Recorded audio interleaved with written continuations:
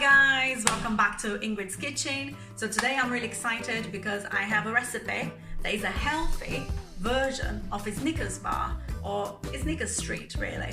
So stay tuned if you like peanut butter, if you like chocolate, okay? Stay tuned to watch it because it's only 3 ingredients, okay? So for those that doesn't like peanuts or has a peanut allergic, I suggest to you to go into my Instagram and get a video of the caramel, a vegan caramel that you can put inside. That'll be good. Or using your imagination, you know, put whatever you like, you know, inside. It's quite nice to be able to play with the recipe.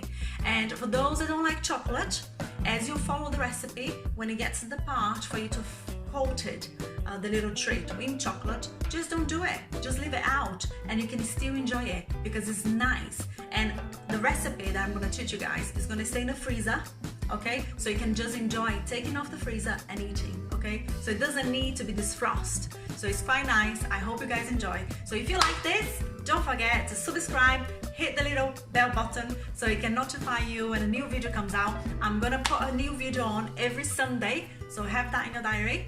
And let's finish talk and let's go.